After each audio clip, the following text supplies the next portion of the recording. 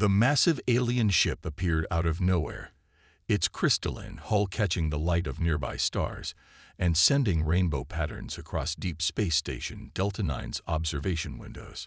Tom Miller, the station's head engineer, stood at the main viewport, his coffee forgotten in his hand as he watched the enormous vessel limp toward them. "That's a crystalline Empire ship," his assistant Pete remarked, eyes wide with wonder. "I've never seen one up close before." Tom nodded, already noting the obvious damage. The ship's quantum crystal drive was pulsing irregularly, sending out waves of blue-white energy that shouldn't have been visible to the naked eye. Something was very wrong with their power core. "Station Delta 9, requesting emergency docking clearance," a melodic voice echoed through the communication system. "Our quantum crystal drive is experiencing critical failures. We were turned away from 3 other repair stations. You are our last hope before complete system failure." Captain Mary Reed's voice came through next. "Tom, are you seeing this? They're asking for help with quantum crystal technology. That's way beyond our usual repair work." Tom watched as the alien ship drew closer, its massive form dwarfing their repair dock. Where others might have seen an impossible challenge, he saw an opportunity. Humans had been fighting their way into the galactic community for decades, proving themselves bit by bit. This could be their chance to show what they were really capable of. "Captain, grant them clearance," Tom said, already heading toward the repair bay. "Pete, get the team together. All hands on deck for this one." The docking procedure took 30 minutes, during which Tom and his team prepared their equipment. When the airlock finally opened, 3 tall, crystalline beings stepped through. Their bodies seemed to be made of living crystal, with internal lights pulsing in rhythm with their movements. The tallest one stepped forward. "I am First Engineer Brightfacet. We have visited repair stations across 3 sectors. None would even attempt repairs on our drive system. They claimed the technology was too advanced, too complex for their understanding." Tom approached them, extending his hand in the universal greeting gesture. "Tom Miller, head engineer. Tell me what happened, and we'll figure something out." As Brightfacet explained the problem, Tom's team began their initial scans. The quantum crystal drive, the heart of their ship, had developed fractures at the molecular level. These cracks were spreading in a pattern that even the crystalline Empire's engineers couldn't predict or control. "Show me the fracture patterns," Tom requested, and Brightfacet projected a holographic image of the deteriorating crystal structure. Tom stared at it for a long moment, then suddenly smiled. "Pete, doesn't this remind you of something?" Pete stepped closer to the hologram, tilting his head. "Yeah. It looks like the ice formations we used to get back home in Alaska, the way the cracks spread." "Exactly." Tom turned to the crystalline engineers. "Your quantum crystal drive, it's not just a power source, is it? It's alive in some way, growing and changing like a crystal formation." The aliens exchanged surprised looks. "Yes," Brightfacet confirmed. "The crystal is semi-sentient. That's why repairs are so complex. You cannot simply replace parts as you would in a mechanical system." Tom nodded, his mind already racing with possibilities. "We might not understand quantum crystal technology, but we know a thing or two about working with natural formations. Pete, get me the thermal imaging equipment from the mining operations. Jack, bring up everything we have on crystal growth patterns. Maria, I need the modified nano-welding tools." The crystalline engineers watched in confusion as the human team began setting up what must have seemed like primitive equipment compared to their advanced technology. But Tom knew better. Sometimes the simplest solutions worked best, even for the most complex problems. "What we're going to do," he explained to Brightfacet, "is treat your drive like a living crystal formation. Instead of trying to directly repair the fractures, we'll create controlled conditions that will encourage the crystal to heal itself, just like ice formations can under the right circumstances." The alien engineer's internal lights flickered with surprise. That is not how our technology is typically repaired." Tom grinned as he calibrated the thermal imaging equipment. "Well, That's the thing about humans. We don't always do things the typical way. Sometimes that's exactly what you need.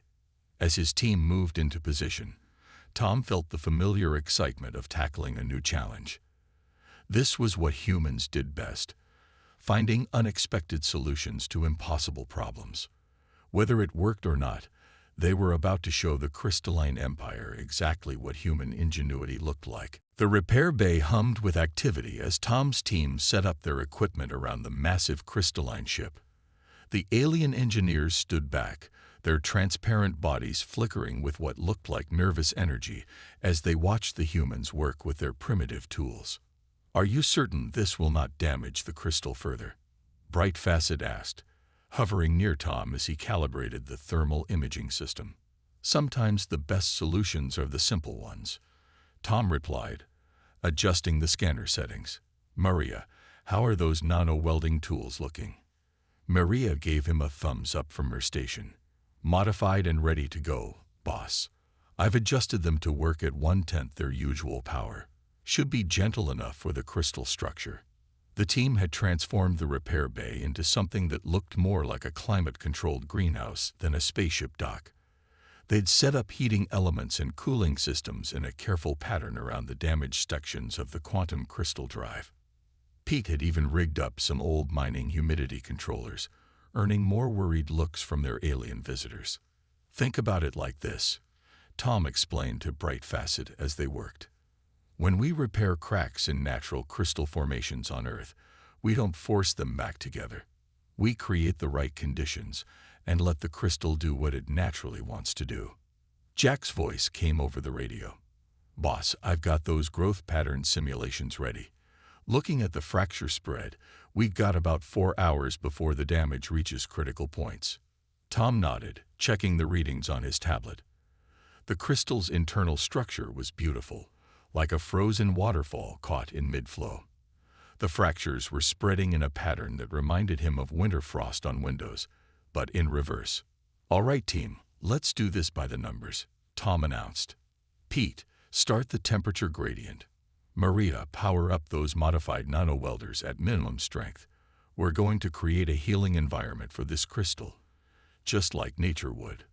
The human team moved with practiced efficiency, each person knowing their role.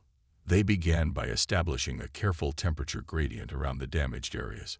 Hot at the edges, cool in the center, just like the conditions that helped Earth crystals form naturally. Bright Facet and the other alien engineers watched in amazement as the humans worked with what must have seemed like ancient technology to them. There were no quantum field generators, no molecular reconstructors, just carefully controlled heat, cold, and the gentlest touch of nano-welding energy. "The fracture pattern is changing," one of the alien engineers announced suddenly, their crystalline body pulsing with excitement. "The spread has stopped in Section 4. Tom grinned as he watched the readings on his screen. The crystal was responding exactly as he'd hoped. The cracks weren't just stopping, they were beginning to heal themselves, the molecular structure realigning under the carefully controlled conditions. "Now for the tricky part," Tom said, moving to the main control panel. "We need to adjust the energy flow gradually. Too fast, and we'll shock the system. Too slow, and the healing process won't complete properly." For the next 2 hours, the repair bay was nearly silent except for the quiet hum of machinery and the occasional instruction from Tom. The humans worked with a patience that seemed to surprise their alien visitors, making tiny adjustments and watching carefully for the crystal's response. Finally, Maria called out from her station. "Boss, you need to see this. The crystal structure. It's not just healing, it's strengthening itself." Tom rushed to her station, Bright Facet following close behind. The readings were clear. The quantum crystal drive wasn't just repairing itself. It was adapting, growing stronger at the points where it had been damaged. "Remarkable." Bright Facet's voice hummed with emotion. "In all my years, I have never seen anything like this. Our own repair procedures would have simply replaced the damaged sections. But this is letting the crystal evolve and strengthen itself." Tom smiled, watching as the last of the fracture patterns faded away. That's the thing about humans. We learned long ago that sometimes the best way to fix something isn't to force it, but to understand it and help it fix itself. The repair bay erupted in cheers as the final readings came in, showing the quantum crystal drive was now operating at 110% of its original efficiency. The human team had done what 3 advanced alien repair stations couldn't, using nothing more complicated than an understanding of natural processes and the patience to let them work. 1 month after the successful repair of the Crystalline Empire ship, Tom stood at his favorite observation window again. This time, he wasn't watching just one alien ship approach. He was watching 3. "They're backing up all the way to the outer marker buoys now," Captain Mary Reed said, joining him at the window. She handed him a data tablet. "Look at these numbers. Our repair requests have tripled in the past week alone." Tom scrolled through the list. There was a nebula drifter with plasma engine trouble, a living ship from the Organic Collective with tissue degradation, and even a mysterious vessel that seemed to phase in and out of normal space. Each one had been turned away from other repair stations before coming here. "Did you see the message from the Crystalline Empire?" Mary asked, smiling. "Apparently, their repaired ship's quantum crystal drive is performing better than when it was new. They've been telling everyone about it." The station's communication system crackled to life. "Station Delta 9. This is Trading Vessel Starseeker. We have critical engine failure and request immediate docking clearance. We've traveled through 4 systems to reach you." Before Mary could respond, 2 more distress calls came in. The radio chatter was constant now, filled with vessels requesting repairs, asking about wait times, or trying to schedule future maintenance. "We're going to need more docking bays," Tom said, already thinking about expansion plans. "And more engineers. Pete's been running training sessions for the new hires, but we need to scale up faster." "Already ahead of you," Mary replied. She pulled up another screen on the tablet. "Look at these applications. We got engineers from every human colony wanting to transfer here. Even Earth's top engineering schools are calling, wanting to send their students for internships." The observation window suddenly darkened as a massive shadow fell over it. A living ship had moved into position, its organic hull rippling with patches of sickness. These ships were part creature, part vessel, and notoriously difficult to repair. Most stations wouldn't even attempt it. Tom's radio buzzed. "Tom, you need to see this." It was Maria from Docking Bay 3. "The Nebula Drifter's engine isn't just broken, it's evolved. It adapted to survive in the plasma storms they fly through. Normal repair procedures would destroy those adaptations. Just like the crystal drive," Tom muttered, his mind already working on the problem. "Tell them we'll help. We'll need to modify our approach, but we can work with evolution instead of against it." The station shuddered slightly as another ship docked. Through the window, Tom could see the strange phasing vessel, appearing and disappearing like a mirage. Its design was unlike anything he'd ever seen. "Message from the Galactic Trade Council," Mary announced, reading from her communicator. "They want to establish a permanent trade route through our sector. Apparently, ships feel safer knowing we're nearby in case of emergencies." Tom watched as more vessels appeared on the long-range scanners. Each one brought new challenges, new technologies, new problems to solve.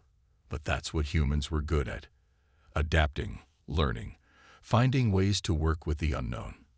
"We're going to need to expand the whole station," he said, pulling up the station's structural plans on his tablet.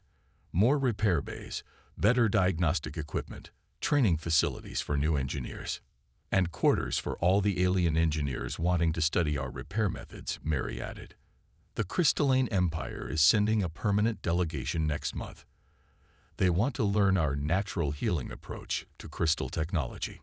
Tom smiled as he watched the ships queue up in neat lines, waiting their turn for repairs.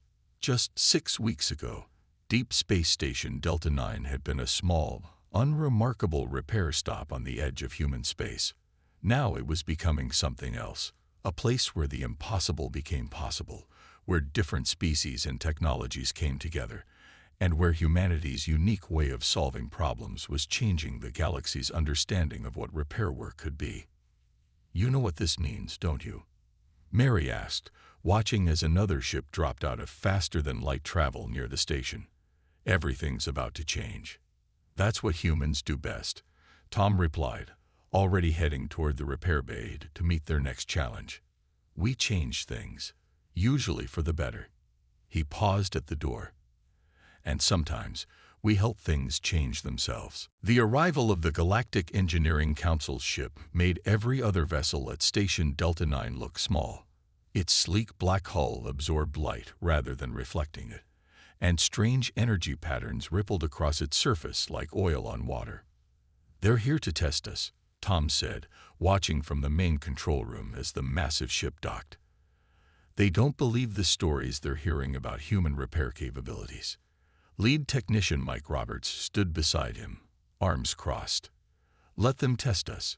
We've fixed things they said couldn't be fixed."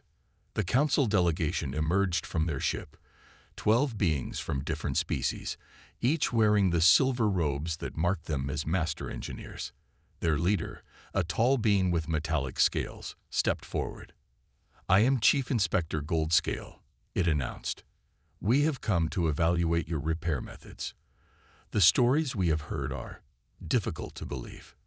Captain Mary Reed welcomed them formally, but Mike could see the tension in her shoulders. The entire station's future might depend on this inspection.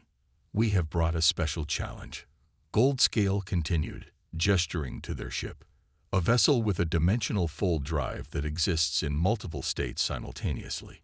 It has stumped every repair facility in known space." The ship they'd brought forward was unlike anything Mike had ever seen. It seemed to flicker in and out of reality, its edges blurring, as if it couldn't decide which dimension to exist in. Warning signals blared as the station's sensors tried to make sense of it. "The drive exists in quantum superposition," another council member explained.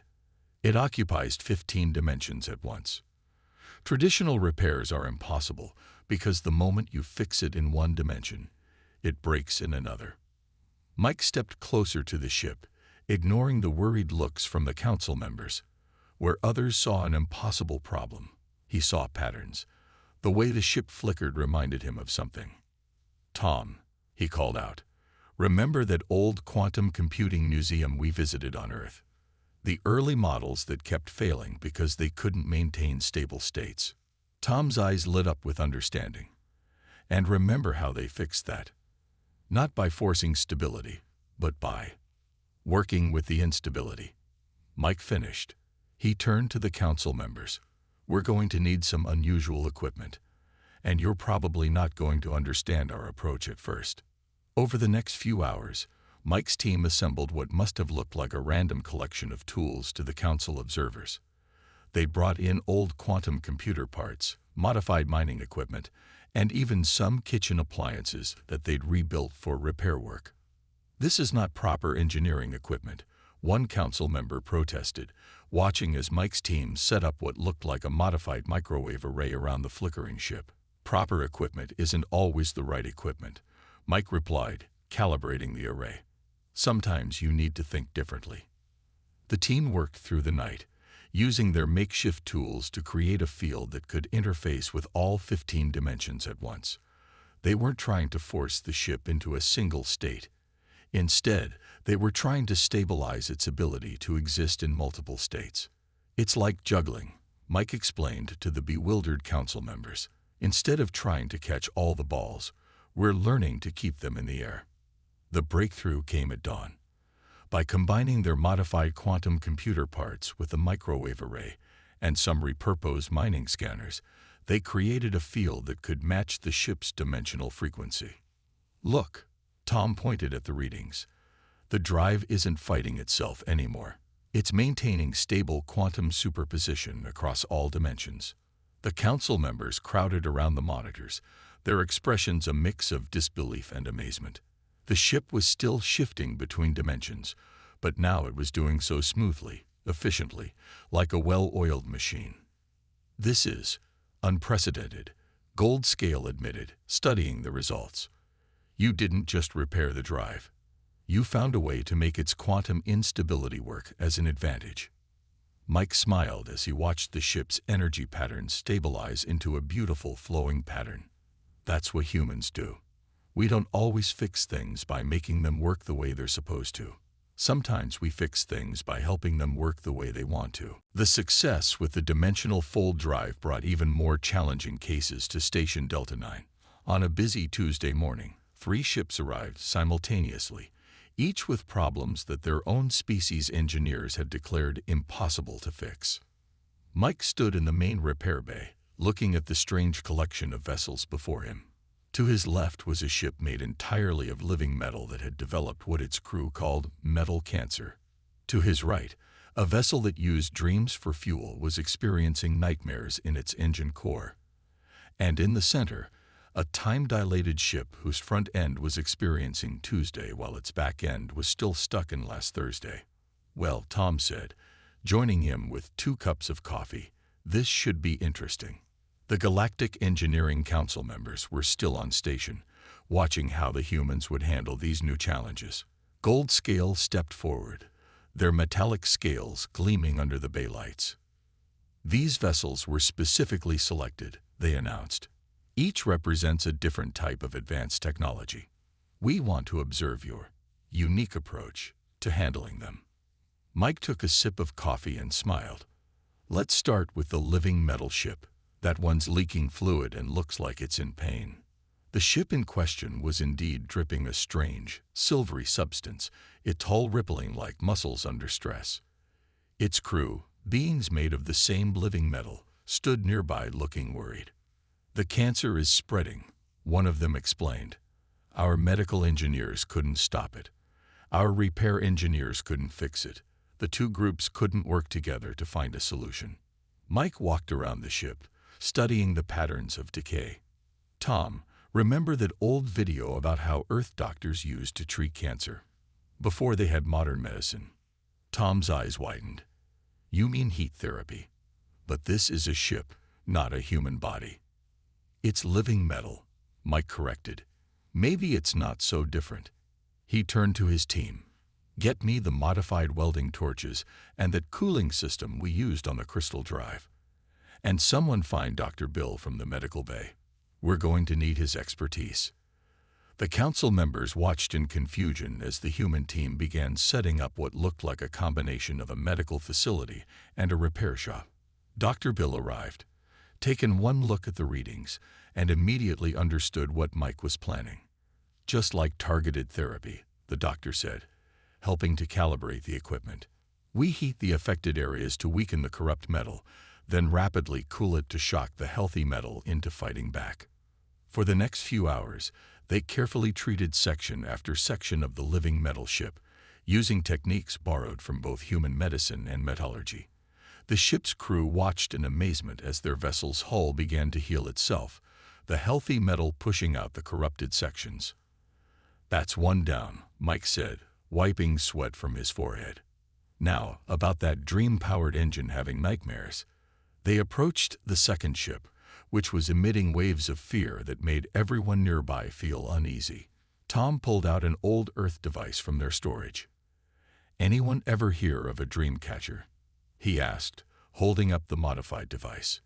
"We've added some quantum sensors and empathic receivers to it. If we can understand the nightmares, maybe we can help the engine process them." The council members exchanged looks of disbelief as the humans set up what appeared to be a giant, high-tech dream catcher around the ship's engine core. But their skepticism turned to amazement as the waves of fear began to diminish. And for the time-dilated ship, Mike simply pulled out his grandfather's old pocket watch, studied it for a moment, and said, "Time isn't just about moving forward. Sometimes you need to understand how it flows." They ended up using a combination of the ship's own temporal field and some precisely timed pulses from the station's artificial gravity system to gradually sync the vessel's time stream. By the end of the day, all 3 impossible repairs were completed. The living metal ship's crew was celebrating their vessel's recovery, the dream-powered engine was having peaceful dreams again, and the time-dilated ship was finally experiencing all of its parts in the same day. Gold Scale approached Mike as the teams were cleaning up. Your methods are unorthodox. You combine medical procedures with engineering, ancient tools with quantum technology, and somehow it works. Mike shrugged, putting away his tools. Humans learned long ago that the best solutions often come from unexpected places. We're good at repairs because we don't limit ourselves to what's supposed to work. We try what might work, even if it seems strange at first. 6 months after the Galactic Engineering Council's challenge, Station Delta 9 had changed beyond recognition. The once quiet repair stop had grown into a sprawling complex with dozens of repair bays, each specializing in different types of problems. But the biggest change wasn't in the station itself. It was in who was working there. Tom walked through the main repair bay, smiling as he passed a group of crystalline engineers working alongside human technicians. They were teaching each other, the aliens sharing their knowledge of quantum crystal technology, while the humans demonstrated their creative repair approaches. "You need to see this," Dr. Lisa Cooper called out, waving him over to her observation post. The station's chief medical officer had become an unexpected part of their engineering revolution after her insights helped with the living metal ship repair. "What am I looking at?" Tom asked, studying the screen in front of her. "Brain scans," Lisa replied. "From humans, compared to other species. Look at the pattern differences when solving repair problems." She pointed to several highlighted areas. Other species follow logical, linear paths. But humans, our brains light up in multiple areas at once. We make connections that shouldn't make sense, but somehow do. In another part of the station, Mike was running what they now called the Impossible Repairs Workshop. Today's class had 30 alien engineers from 15 different species, all watching as he demonstrated how to repair a quantum-locked engine using nothing but modified Earth tools and some creative thinking. "The key isn't in having the most advanced technology," Mike explained to his students. "It's about understanding the problem from multiple angles. Sometimes the best solution comes from the most unexpected place." A loud cheer erupted from Repair Bay 7, where Pete and his team had just successfully fixed a ship that traveled through solid matter. They'd solved it by studying how earthworms move through soil and applying those principles to the ship's phase drive. Station Delta 9, the comm system crackled to life. "This is the Galactic Technical Institute, requesting permission to dock. We have a delegation of professors who wish to study your repair methods for inclusion in our standard engineering curriculum." Before Captain Mary could respond, another call came in. "Station Delta 9, this is the Quantum Mechanics Guild. We've reviewed your repair logs and request permission to establish a permanent research facility on your station." Tom smiled as he watched more ships appear on the long-range scanners. What had started as simple repair work had grown into something much bigger. Humans weren't just fixing ships anymore. They were changing how the entire galaxy thought about engineering. "Did you see the latest reports?" Maria asked, joining Tom at his observation post. 3 new repair stations based on our methods have opened in other sectors. They're all using our combination of traditional knowledge and creative problem-solving. Goldscale, who had decided to stay on as a permanent liaison between the station and the council, approached them. "We've been analyzing your success rate," they said, their metallic scales shifting with excitement. "It's not just that you can fix things others can't. It's that your repairs often result in improvements to the original design. That's because we don't just try to restore things to their original state," Tom explained. "We try to understand why they broke and help them become better." In Repair Bay 12, a team of human and alien engineers was working on a ship that used dark matter for fuel. Instead of just fixing the fuel system, they were finding ways to make it more efficient by applying principles from Earth's old steam engines. "You know what the most remarkable thing is," Lisa said, still studying her brain scans. "Every time we solve one of these impossible problems, our neural patterns get more complex. We're not just teaching aliens new ways to think about repairs. We're learning and evolving too." Tom nodded, watching as another group of alien engineers arrived for training. That's the real revolution, he said. We're not just changing how ships get fixed. We're changing how the galaxy thinks about problem-solving itself. And as if to prove his point, a young crystalline engineer in Bay 3 had just figured out how to apply human-style creative thinking to quantum crystal growth, creating a whole new field of hybrid engineering that neither species could have developed alone. 1 year after the first crystalline Empire ship limped into Station Delta 9, Tom stood in front of the newly completed Interstellar Engineering Academy. The massive structure floated nearby, connected to the original station by a series of gleaming bridges. Its design was unlike anything in human space, a combination of various alien architectural styles merged with practical human engineering. "Ready for your speech?" Captain Mary asked, adjusting her formal uniform. Representatives from over 50 alien species had gathered for the Academy's opening ceremony. Tom looked down at his notes and smiled. He'd never imagined that fixing one damaged ship would lead to all this. The Academy was just the beginning. 5 more human-operated repair stations had opened across the galaxy, each one becoming a hub of innovation and cultural exchange. "Distinguished guests," Tom began, facing the assembled crowd. 1 year ago, a ship arrived at our station with what everyone thought was an unfixable problem.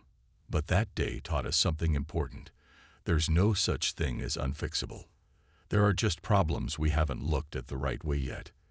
In the audience, he could see Bright Facet, now the head of the Academy's Quantum Crystal Engineering Department. Next to them sat Dr. Lisa Cooper, who had revolutionized the field of biomechanical repair by combining medical knowledge with engineering principles. Mike Roberts was there too, fresh from teaching his famous Creative Solutions course to a mixed class of human and alien students. "The old saying goes that necessity is the mother of invention," Tom continued. "But we've learned something more. Sometimes the best inventions come not from necessity, but from being willing to try things that shouldn't work." As if to prove his point, a massive ship chose that moment to drop out of faster-than-light travel nearby. Its design was unlike anything Tom had ever seen, a perfect blend of crystalline technology, organic components, and human-style practical engineering. It was the first vessel built by a joint team of human and alien engineers at the Academy. "Look at what we've accomplished together." Tom gestured toward the ship. "We've not only learned to fix the unfixable, we've learned to build the unbuildable. Every species brings their own knowledge, their own way of seeing things. And when we combine that knowledge, we create something greater than any of us could have achieved alone." In the repair bays visible through the Academy's windows, teams of mixed species worked together on various projects. A human engineer was showing a group of energy beings how to modify old earth mining equipment for use in plasma field maintenance. Nearby, a crystalline engineer was teaching humans about the living nature of quantum matrices. "But perhaps our greatest achievement," Tom said, his voice growing more passionate, "isn't in the ships we fixed or the technology we've created. It's in how we've learned to look at problems differently. Every species in this room has something unique to offer. Humans don't have the most advanced technology. We don't have the most complex scientific understanding. What we have is the ability to look at a problem from unexpected angles, to combine ideas in ways no one has tried before." Goldscale, now the Academy's chief administrator, nodded in agreement. They had been one of the first to recognize that human creativity, combined with alien technology, could revolutionize galactic engineering. "Today, we're not just opening a school," Tom concluded. "We're opening a door to a new way of thinking about engineering, about problem-solving, about working together. In this academy, we won't just teach repair techniques. We'll teach each other how to see things differently, how to think differently, how to find solutions in unexpected places." As Tom finished speaking, the new ship began its docking sequence, its hybrid systems working in perfect harmony. It was a physical representation of everything the Academy stood for. The combination of different technologies, different ways of thinking, different approaches to solving problems. "And remember," Tom added with a smile, "the next time someone tells you something is impossible to fix, That just means no one has tried fixing it the human way yet. The crowd erupted in applause and cheers, some in standard human fashion, others in their own species ways. The sound echoed through the station, a symphony of different beings united by the shared belief that with creativity, determination, and an open mind, anything could be fixed.